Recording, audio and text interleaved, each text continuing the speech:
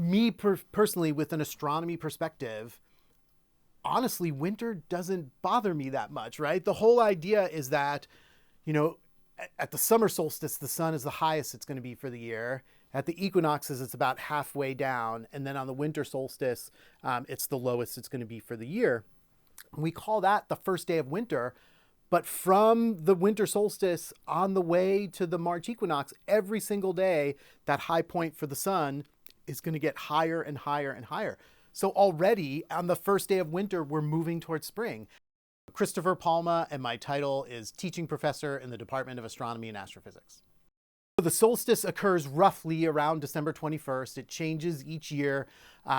Actually, as we get close to having a leap year where we have a February 29th, it resets.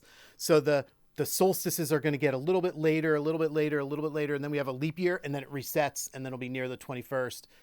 So every year we can watch the path of the sun, right? So if you think about the sun during a day, the sun rises in the east, gets to its highest point at noon, and then sets in the west. But over the course of the year, that highest point is going to change. At the summer solstice, the sun is at its highest point for the day and its highest point for the year. In the spring and fall or March and September equinoxes, it's about halfway in between. And then on the winter solstice, the highest point for the sun of the day is its lowest point of the year. And so everyone on Earth, the sun goes from its highest point through that sort of halfway down to its lowest point. So the moment of the winter solstice is the day on which the sun's highest point for the day is the lowest that will be for the entire year. The range we see of the sun throughout the year is about from here to about here. Everybody on Earth sees that same range, but depending on where you are, the low point and high point can change. Let's say you were exactly on the equator. You were in Ecuador, 0 degrees latitude.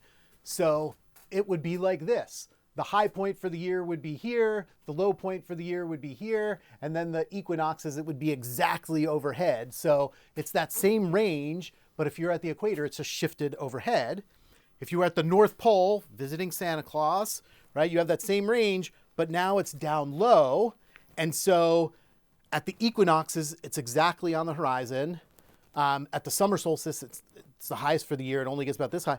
But for half of the year, the sun is completely below the horizon if you were at the North Pole. So if you've heard the North Pole referred to as the land of the midnight sun, the North Pole gets 6 months of 24 hours of daylight and then followed by 6 months of 24 hours of nighttime. It's that same range, but at the North Pole, half of it is below the horizon.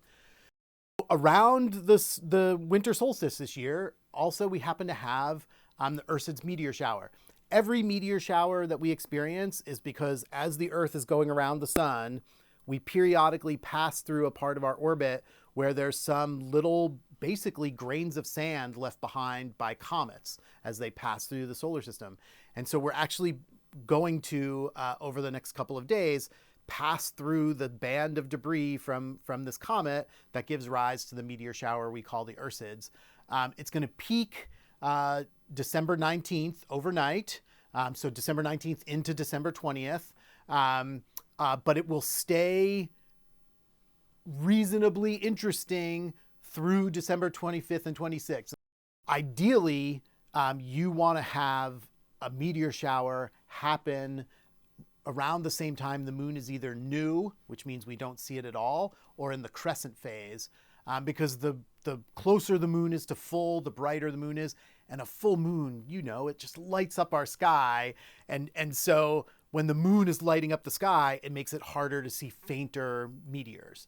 And so we're lucky that the Ursids this year happens to correspond with new moon. And so you have a better chance of seeing shooting stars or meteors this year during the Ursids than typical.